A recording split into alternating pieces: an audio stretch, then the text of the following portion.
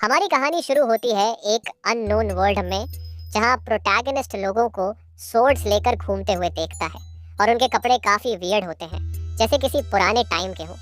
शुरू में थोड़ा नॉस्टैल्जिक फील होता है। जैसे ही वह सब देखता है उसे लगता है कि यह जगह उसके लिए कुछ हद तक फेमिलियर है। लेकिन जैसे ही वह और सोचता, एक रिसेप्शनिस्ट उसे बुलाती है और पूछती है, जिनफ्रे वानरा हो ना?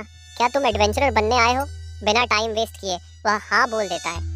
उसे अब भी वह जगह और लोग काफी जाने पहचाने लग रहे होते हैं। रजिस्ट्रेशन सिर्फ कुछ सेकंड्स में कंप्लीट हो जाता है और एक ब्लू स्क्रीन उसके सामने आ जाती है। पहले तो वह थोड़ा घबरा जाता है, लेकिन फिर से एक डेजा व्यू वाली फीलिंग आती है। फिर वह अपने हाथ की तरफ अजीब तरीके से देखने लगता है, जिससे रिसेप्शनिस्ट भी थोड़ा शॉक्ड हो जाती है। उसके पास लाइफ की मेमोरीज उसके दिमाग में वापस आने लगती हैं। यह जगह थी ग्रैंड साथ, एक फैंटेसी गेम जिसे उसने अपनी लास्ट लाइफ में खेला था। गेम का गोल था 7 महासागरों के अक्रॉस ट्रैवल करना और दुनिया की शांति लाना। लेकिन सब कुछ स्टिल क्लियर नहीं था। जिनफ्रे एक नॉर्मल लड़का था जो सिर्फ पैसा कमाने के लिए एडवेंचरर बनना चाहता था और अपनी फैमिली को सपोर्ट करना चाहता था। फिर भी अब वह दोबारा जिंदा हो गया था अपने फेवरेट गेम के वर्ल्ड में। उसका कंफ्यूज्ड फेस अब कॉन्फिडेंट बन जाता है। रिसेप्शनिस्ट, जो थोड़ी फ्रीक्ड आउट थी, फिर पूछती है, आर यू ओके? और वह फुल एटीट्यूड में बोलता है, फिक्र मत करो, ये एक वॉरियर की एक्साइटमेंट है। रिसेप्शनिस्ट को अब क्लियरली लगता है कि ये बंदा थोड़ा अलग ही लेवल पे है। जेफरे सिस्टम स्क्रीन को चेक करता है और समझने की कोशिश करता है कि उसकी पास्ट लाइफ की मेमोरीज कैसे याद रह गई। जब कोई लॉजिकल आंसर नहीं मिलता तो वह सोचता है कि चलो इसका यूज ही करता हूँ। रिसेप्शनिस्ट उसे लक विश करती है और वह एक पोर्टल के थ्रू एंटर करता है। उसके सामने एक ब्यूटीफुल जगह होती है, द बैप्टिस्मल ऑल्टर। जिनफ्रे इम्प्रेस हो जाता है कि यह प्लेस बिल्कुल गेम जैसा ही है।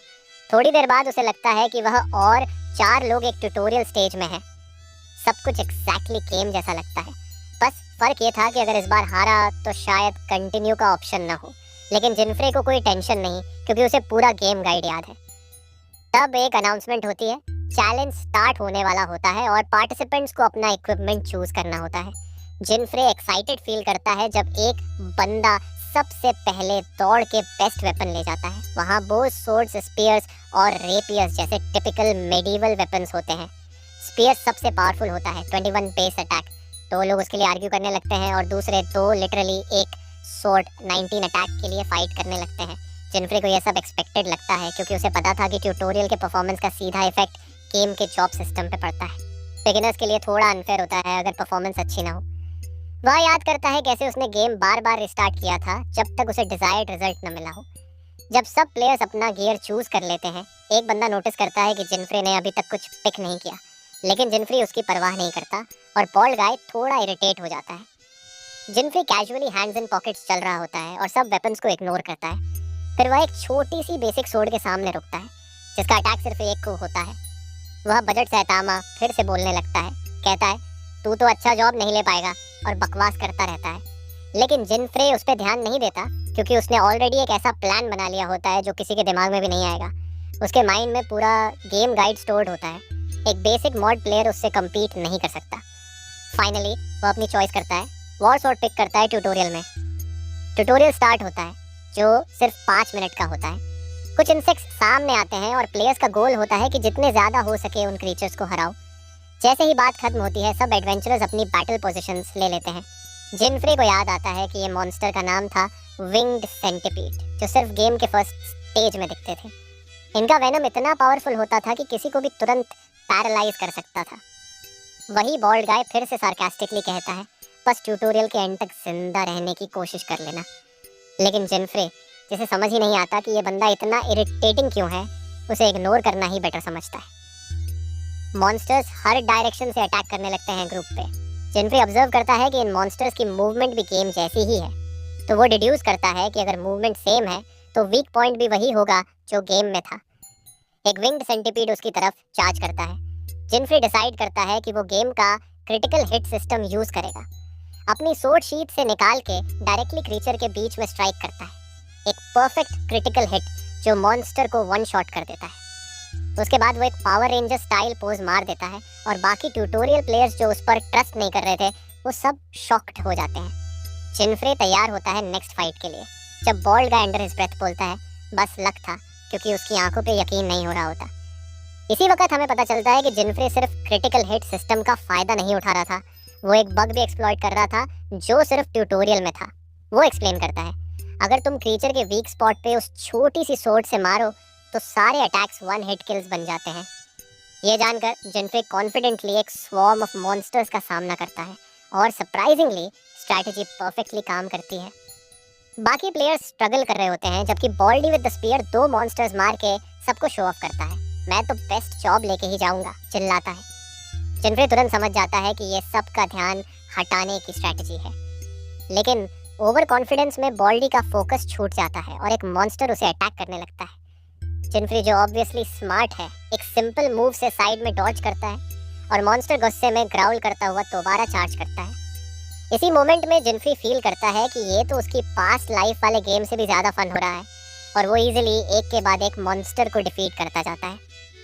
5 मिनट का टाइमर खत्म होता है और सब प्लेयर्स अपने परफॉर्मेंस को एनालाइज करते हैं, पता करने के लिए कि उन्हें कौन सा जॉब मिलेगा। एक प्लेयर तो फ्रस्ट्रेटेड होता है क्योंकि उसने एक भी मॉन्स्टर नहीं मारा, उसका एडवेंचरर बनना मुश्किल लगता है। बॉल्डी स्पीयर वाला चिल्लाता है, 15 किल्स, मैं कितना अमेजिंग हूँ OMG, और अपने अननोइंग नेचर को प्राउडली कैरी करता है। फिर उसे याद आता है कि प्रोटैगनिस्ट का मजाक उड़ाना है। जिनफ्री कामली अपने ऑप्शंस चेक कर रहा होता है जब बॉल्डी अगेन वहां टपक जाता है, जानना चाहता है कि जिनफ्री का परफॉर्मेंस क्या था। जिनफ्री अब भी थोड़ा सरप्राइज होता है कि ये बंदा इतना ज्यादा इनकन्वीनियंट क्यों है। जब बॉल्डी उसका स्कोर देखता है वो लिटरली शॉक हो जाता है। जिनफ्री ने 30 मॉन्स्टर्स मार गिराए होते हैं, वो भी ट्यूटोरियल की वर्स्ट वेपन से, और उसे गेम के बेस्ट जॉब्स चूज करने का ऑप्शन मिल जाता है। बॉल्डी कुछ कह नहीं पाता, बस हल्की सी स्टैमरिंग के साथ बोलता है, मैं भी सोर्ड्समैन बन सकता हूँ। इवन आफ्टर इंटरप्ट होने के बाद भी जिनफ्री पोलाइटली उसे कॉन्ग्रेट्स बोलता है, फिर वापस अपने चॉइसेस पे फोकस करता है। उसे याद आता है कि सोर्ड्समैन और समनर गेम के सबसे पॉपुलर और पावरफुल जॉब्स थे, लेकिन जिनफ्री अपना डिसीजन अलग लेता है, वो कंबाइनर चूज करता है। ये सुन के सब ट्यूटोरियल पार्टिसिपेंट्स शॉक हो जाते हैं। स्पीयर वाला बॉल्डी बोलता है, क्या तू पागल है, ये तो सबसे बेकार जॉब है। लेकिन जिनफ्री सिर्फ एक मिस्चीवस सी स्माइल देता है, इन्वेंटरी ओपन करता है और क्वाइटली सोचता है, सब कुछ प्लेयर पे डिपेंड करता है। उस प्रोफेशन का यूज करके जिनफ्री का असली गोल उन 33 मॉन्स्टर्स को हराना नहीं था, बल्कि ट्यूटोरियल मैप में मिलने वाले 3 स्पेसिफिक आइटम्स कलेक्ट करना था जो सिर्फ वहीं मिलते थे। और इस बात से completely clueless baldy with a spear बस शॉक में उसे घूरता रह जाता है। तब उसे फाइनली समझ आता है कि जिनफ्री ही प्रोटैगनिस्ट क्यों है। जिनफ्री उन 3 आइटम्स को अपनी टट्टी सी शॉर्ट सोर्ड के साथ कंबाइन करता है, क्योंकि कंबाइनर प्रोफेशन के थ्रू वो कुछ स्पेसिफिक आइटम्स को मिलाकर नई चीज़ें बना सकता था और अपने नए स्किल्स का यूज़ करके वो सोर्ड ट्रांसफॉर्म होने लगती है, एक ऐसी पावरफुल वेपन में जो गेम के बेसिक फंडामेंटल्स तक तोड़ सकती थी। अब उस न्यू वेपन का नाम था सेंटिपीड। पहले जिसका अटैक सिर्फ 1 था, अब वो बढ़कर हो गया 66। साथ ही एक क्रिटिकल स्किल भी मिला जो अगर एनिमी के वीक स्पॉट पे हिट करे तो 3 गुना डैमेज देता था। ये एक्चुअली एक सीक्रेट आइटम था गेम में, जो शायद सिर्फ उसी को पता था इस ट्यूटोरियल स्टेज में। जब ट्यूटोरियल कंप्लीट होता है तब हमें ये समझ आता है कि किसी एडवेंचरर की स्ट्रेंथ डिपेंड करती है लेवल और प्रोफेशन पे। इक्विपमेंट बस एक सपोर्ट टूल होता है जो अटैक और डिफेंस बढ़ाता है, लेकिन कुछ आइटम सीक्रेट इक्विपमेंट होते हैं जो गेम के नॉर्मल रूल्स तोड़ देते हैं। अपनी जर्नी कंटिन्यू करते हुए जिनफ्री फाइनली एडवेंचरर सिटी पहुंचता है। रोड्स पे काफ़ी लोग घूम रहे होते हैं, कॉमर्स चल रहा होता है, जगह उसके लिए काफ़ी फैमिलियर लगती है। एक वुमन आती है और जिनफ्री को एप्पल ऑफर करती है। वो एक खरीद लेता है और सोचता है अपने अगले चैलेंज के बारे में। पेट भर के उसका सिंपल आइडिया था, हर कॉन्टिनेंट में कुछ रैंक्ड डंजन्स होते हैं जो प्लेयर को क्लियर करने होते हैं। नॉर्मली लोग रैंक F से शुरू करते हैं, लेकिन प्रोटैगनिस्ट सीधा चला जाता है रैंक C एक डंजन में। डंजन एंटर करते ही उसका गोल क्लियर होता है, लोकल बॉस को हराना, क्योंकि बाहर निकलने के लिए जीतना ही पड़ेगा। अभी वो सिर्फ लेवल 1 था, जबकि ये डंजन रिकमेंडेड था लेवल 17 to 30 प्लेयर्स के लिए। अभी वो सोच ही रहा होता है कि अपनी लो डिफेंस के साथ ये कैसे हैंडल करे, तभी लेवल 17 मॉन्स्टर सामने आ जाता है।